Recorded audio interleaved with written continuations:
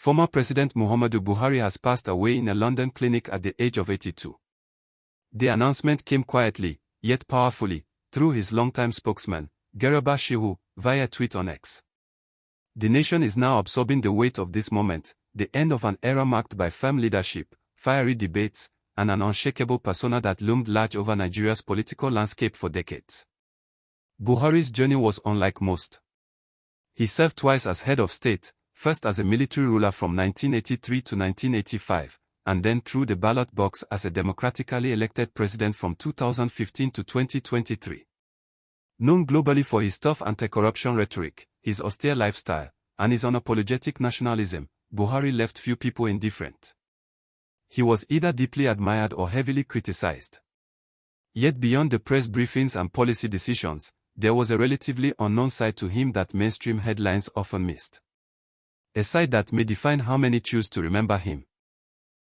In the quiet town of Daura, far from Oso Rock, Buhari found refuge in something profoundly simple: farming. After leaving office, he returned home not to bask in influence or dictate from behind the scenes, but to tend his land. He spent his final years raising cattle, planting maize, and working his farms in the early hours of the morning. To many locals, this wasn't a retreat, it was a ritual. A return to his roots.